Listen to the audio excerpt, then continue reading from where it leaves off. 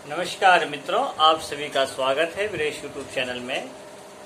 आज हम आपको बताने वाले हैं कि जलवायु परिवर्तन पर संयुक्त राष्ट्र फ्रेमवर्क कन्वेंशन के समक्ष भारत ने अपनी तीसरी द्विवार्षिक अद्यतन रिपोर्ट जो है सो प्रस्तुत की।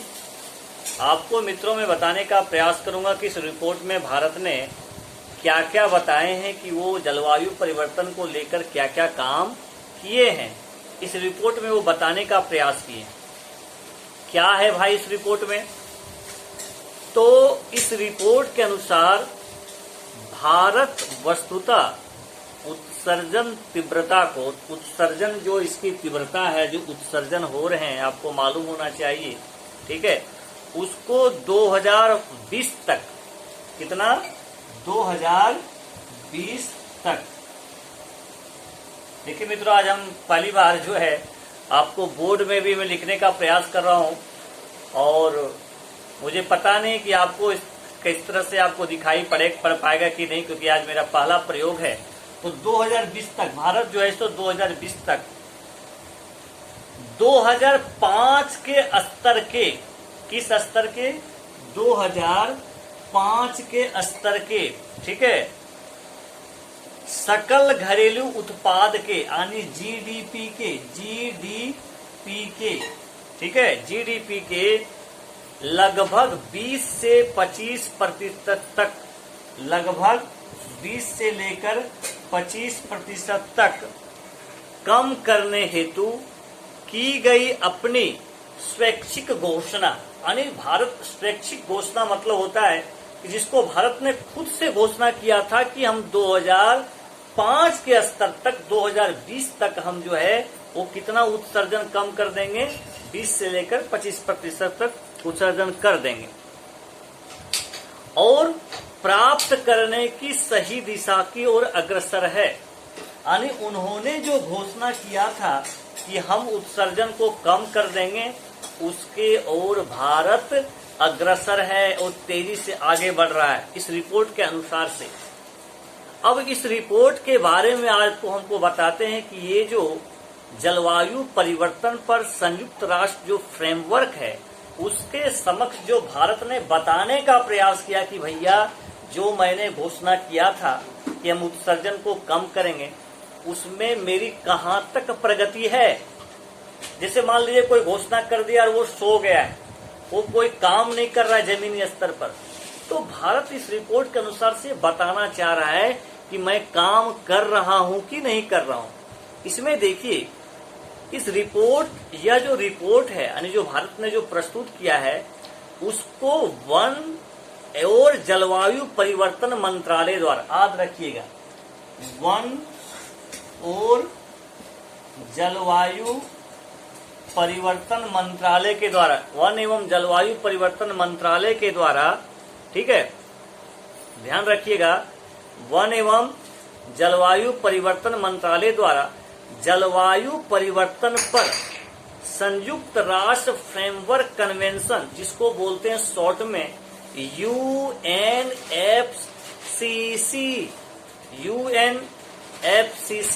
यानी डबल ट्रिपल सी, यूएन है ना, यूएनएफ और 3 सी लगा दीजिए, के अंतर्गत प्रतिवेदन दायित्व की पूर्ति करने की दिशा में प्रस्तुत की गई। किसके द्वारा ये प्रस्तुत की गई, कौन जारी किया, तो किसके द्वारा तैयार किया गया, तो वन और जलवायु परिवर्तन मंत्रालय के द्वारा।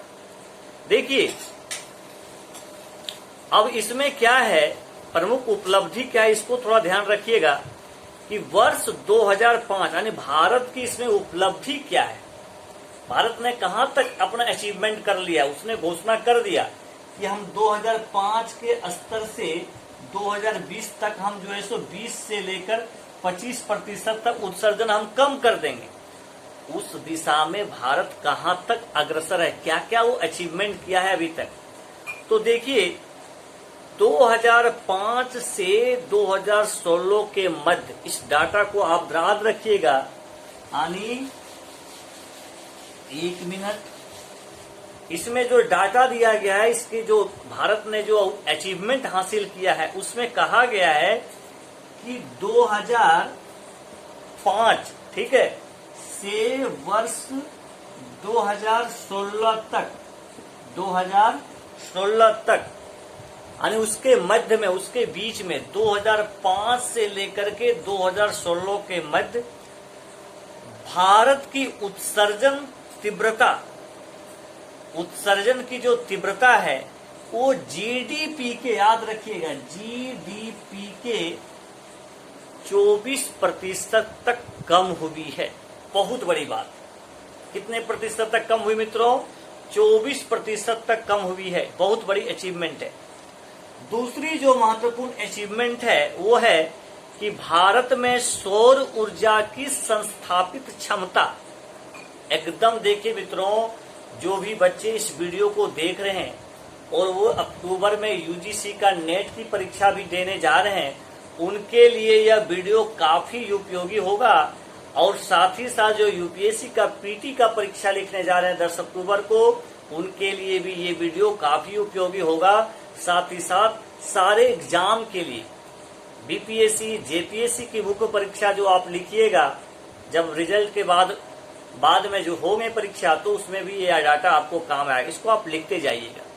इस पॉइंट को आप लिख सकते हैं कि भारत में सौर ऊर्जा की संस्थापित क्षमता नवंबर 2020 में, कितना? नवंबर 2020 में।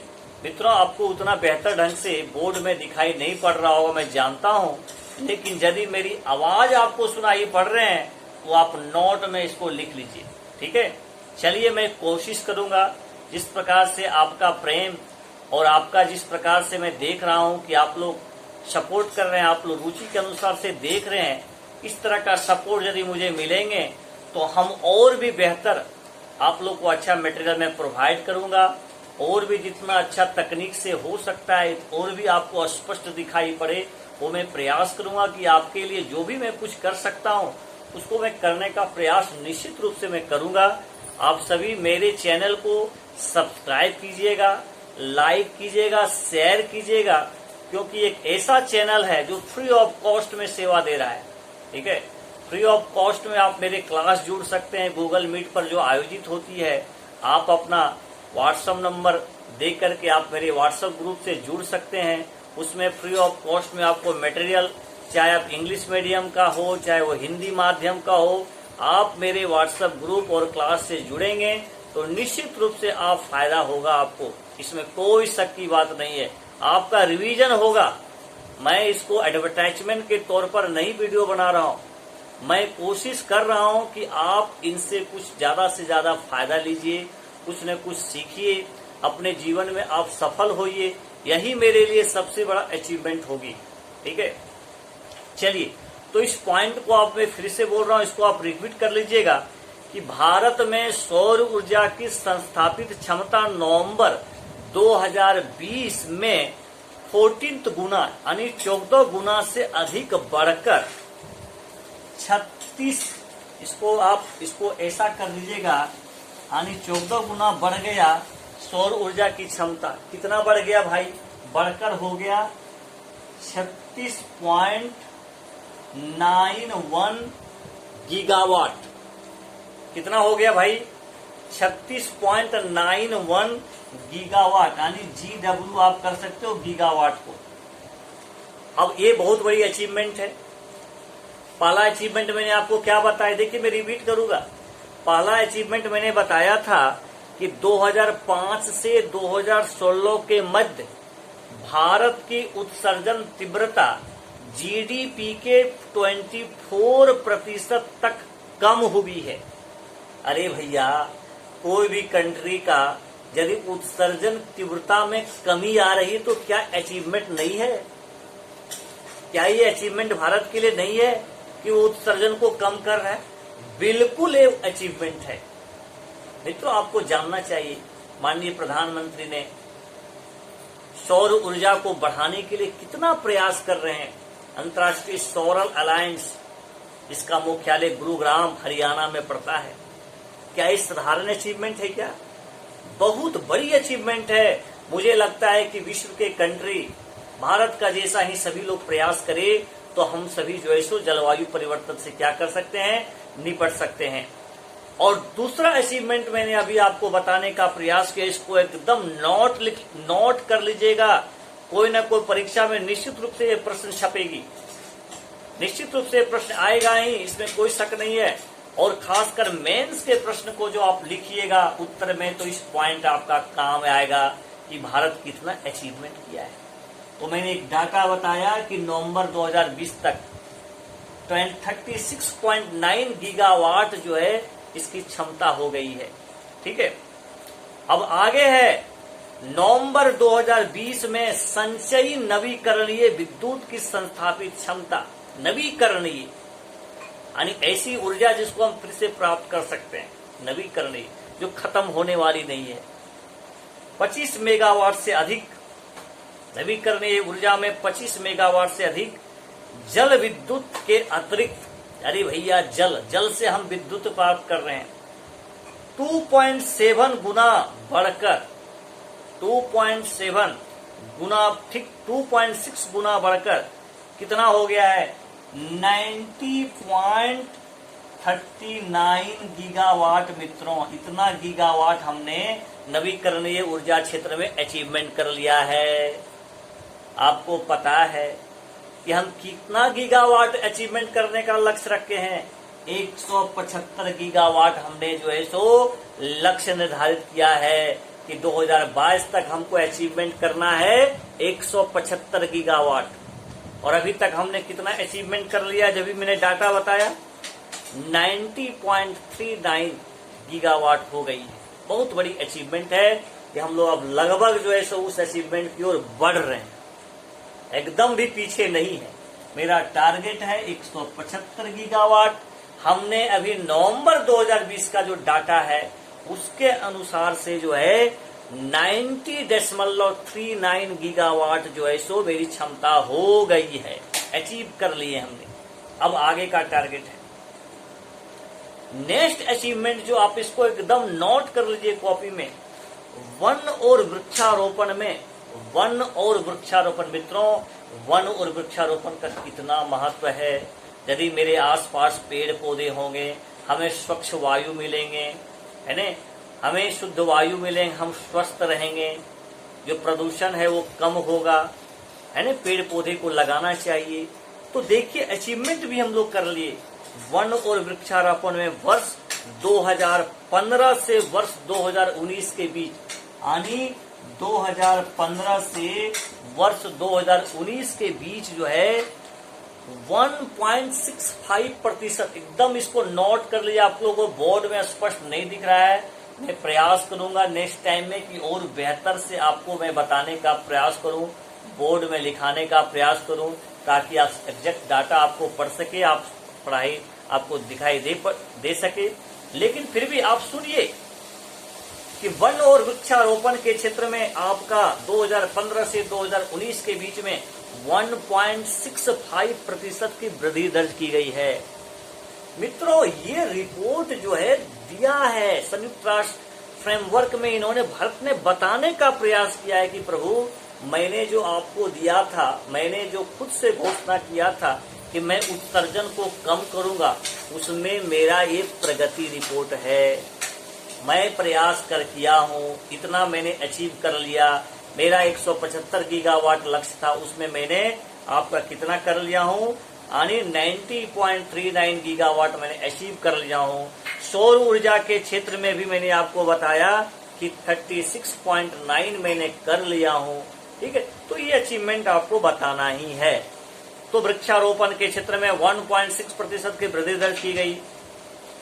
नेक्स्ट महत्वपूर्ण इंपॉर्टेंट पॉइंट जो आपको मेंशन करना है, जो आपको जानने की आवश्यकता है, वो है उद्योगों में ऊर्जा दक्षता के लिए PAT यानी perform achieve and trade, perform achieve and trade, प्रदर्शन प्राप्ति और व्यापार योजना के परिणामस्वरूप कुल जो है, यानी कुल कितने हैं, कुल कितना हमने प्राप्त किया, कुल 13.28 MTOE मतलब मिलियन टन तेल के समतुल्य की बचत हुई है। अरे भैया, यदि हम नवीकरणीय ऊर्जा पर डिपेंड होते हैं, उद्योग क्षेत्र में भी हम सोलर ऊर्जा का उपयोग ज़्यादा से ज़्यादा करते हैं, तो हमें जो तेल का हम उपयोग करते जब जनरेटर में देते थे और भी अन्य चीज़ों में देता था, उसकी बचत होगी कि नहीं होगी, तो बताइए। तो बिल्कुल बचत होगी, इस डाटा में भी बताया गया है। अब आगे है, कृषि क्षेत्र के उत्सर्जन में कमी। बागवानी के तहत क्षेत्र का, बागवानी आपने फूल पौधा पत्तियां लगाई, बागवानी की विस्तार हुआ। चावल की गहन फसल प्रणाली, नीम लेपित यूरिया, चावल की प्रत्यक्ष रोपित बीज कृषि आदि के कारण प्राप्त की गई। यानी कृषि के क्षेत्र में जो उत्सर्जन होता था उसमें भी हमने जो है सो कमी किया। तो इस पॉइंट को आप मित्रों, इसको आप लिखने का प्रयास कीजिएगा, ठीक है। देखिए, हमारा जो लक्ष्य था, हमारे देश का जो लक्ष्य था 175 गीगावाट, उसमें क्या था? सबसे पहले जो लक्ष्य था, इसको एकदम आप रट लीजिए। 175 गीगावाट में क्या क्या चीज आता है मित्रों, आपको बोर्ड में अभी दिखाई नहीं पड़ेगा, लेकिन मैं नेक्स्ट डे से मैं प्रयास करूंगा कि आप लोगों को बोर्ड में भी दिखाई पड़े। आप लोग लिख लीजिएगा कि योजना का लक्ष्य क्या था। तो राष्ट्रीय सौर मिशन के अंतर्गत, 100 गीगावाट जो था, 100 गीगावाट जो था वो आपका क्या था? सौर ऊर्जा का उत्पादन करने का लक्ष्य था। मित्रों, आपको यूजीसी नेट में पीसीएस की परीक्षा में आपको पूछा जा सकता है कि बताइए 2022 तक कितना गीगावाट सौर ऊर्जा का उत्पादन करने का लक्ष्य रखा गया था। आपको कितना में टिक मारना है? 100 गीगावाट में। ये बहुत इंपॉर्टेंट प्रश्न है मित्रों। एक तरफ आप ये भी जान लीजिए कि वर्तमान में क्या, ये तो लक्ष्य है, ये मेरा टारगेट है, लेकिन अभी तक मैंने अचीव कितना किया है। वर्तमान में देखिए, अभी जो मैंने आपको डाटा बताया था वो थोड़ा सा देख लीजिए। आपका 39 गीगावाट जो है सो ऑलरेडी क्षमता स्थापित की गई है, वर्तमान समय तक इतना हो गया है। मेरा टारगेट देख लीजिए 100 है, मैंने अभी तक कितना कर लिया? 13 है। अभी भी काम करने की आवश्यकता है, प्रयास करने की आवश्यकता है, उत्पादन क्षमता को बढ़ाने की आवश्यकता है, ठीक है। तो ये तो क्लियर हो गया, सौर ऊर्जा वाला हमने देख लिया। मेरा लक्ष्य है 100 गीगावाट उत्पादन करने का लक्ष्य, लेकिन वर्तमान में 39 हो चुका है और प्रयास करना है। नेक्स्ट इंपॉर्टेंट पॉइंट है जिसको एकदम लिख लीजिएगा, पवन ऊर्जा का जो लक्ष्य है, पवन ऊर्जा का जो लक्ष्य है वो 60 गीगावाट है। पवन ऊर्जा का जो है वो आपका कितना है? 60 गीगावाट। अभी वर्तमान में जो है सो 4.4 गीगावाट क्षमता स्थापित है। 4.4 गीगावाट जो है ना, यानी आपको ध्यान रखिएगा, इसमें नहीं, इसमें आप ऐसा कीजिए 4.4 गीगावाट नहीं, इसको आप कर लीजिए करेक्शन। ये आपका जो है 37.7 गीगावाट जो है सो हो गया है, ठीक है। 37.7 गीगावाट, ठीक है। तो चलिए इसको थोड़ा सा ध्यान रखिएगा, तो आपका कितना हो जाएगा, ठीक है। यानी पवन ऊर्जा के क्षेत्र में भी हम प्रयास कर लिए हैं, 60 गीगावाट टारगेट है, लेकिन इसमें जो है सो 37.7 गीगावाट जो है सो हम लोग ऑलरेडी इसका स्थापित कर चुके हैं, इसको जोड़ा जा चुका है, ठीक है। चलिए अब इसको थोड़ा सा ध्यान रखिएगा, यानी यहां तक हमने प्रगति कर लिया है मित्रों।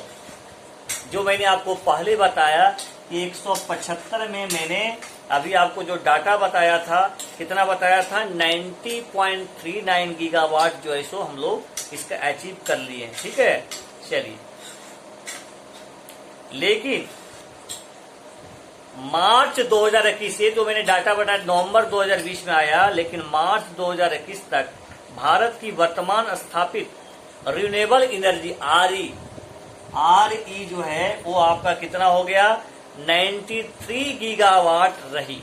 नवंबर 2020 तक मैंने बताया था 90, लेकिन थोड़ा सा बढ़ा, और आपका मार्च 2021 तक जो एक डाटा आया उसमें आपका हो गया 93 गीगावाट। अरे भैया 175 गीगावाट मेरा टारगेट है, लेकिन अभी तक मैंने कितना कर लिया, 93 गीगा। अभी भी हम थोड़ा सा पिछड़े हुए हैं और आपको मालूम होना चाहिए इसका दीर्घकालीन लक्ष्य क्या है। 2022 तक तो 175 है, लेकिन आपको मालूम होना चाहिए, मैंने प्रीवियस क्लास में आपको बताने का भी प्रयास किया था गूगल मीट के क्लास में, कि 2030 तक 450 गीगावाट निर्धारित किया गया था कि हम 2030 तक 450 गीगावाट जो है सो नवीकरणीय ऊर्जा को स्थापित करेंगे, उत्पादन करेंगे। 2022 तक कितना टारगेट है ये भी याद रखिएगा, फैक्ट क्वेश्चन पीसीएस में पूछता है, 175 गीगावाट। 2030 तक कितना करना है, 450 गीगावाट। मित्रों वर्तमान में क्या कंडीशन है, 93 गीगावाट, यानी अभी भी हमारा जो लक्ष्य है 2022 तक 175 गीगावाट में, उसमें कमियां है। ये डॉट लग रहा है कि शायद ये इसको अचीव कर पाएंगे कि नहीं कर पाएंगे, ठीक है, लेकिन फिर भी टारगेट होनी चाहिए, टारगेट होने से ही इस प्रकार होते हैं। तो मित्रों आज हम लोग देखें कि किस प्रकार से संयुक्त राष्ट्र जो फ्रेमवर्क है उसमें भारत ने अपना जो रिपोर्ट कार्ड जारी किया, उसमें क्या क्या क्षेत्रों में, किस किस क्षेत्रों में इन्होंने अचीवमेंट किया, कैसे उत्सर्जन कम किए। ठीक है, तो चलिए आज का क्लास यहीं रखते हैं। आप लोग इसको ध्यान से सुनिएगा, कम से कम इस क्लास से आप लोग को निश्चित रूप से फायदा होगा। मेरे चैनल को पुनः आपको मैं बता रहा हूं कि आप लोग सब्सक्राइब कर लीजिएगा, ताकि लाइक कीजिएगा, बेल घंटी आप लोग दबा दीजिएगा, ताकि जब भी हम कोई टॉपिक लेके आए, कोई चीज आपको समझाने का प्रयास करें, आप निश्चित रूप से आपके पास वो नोटिफिकेशन पहुंच जाए। थैंक यू वेरी मच मित्रों।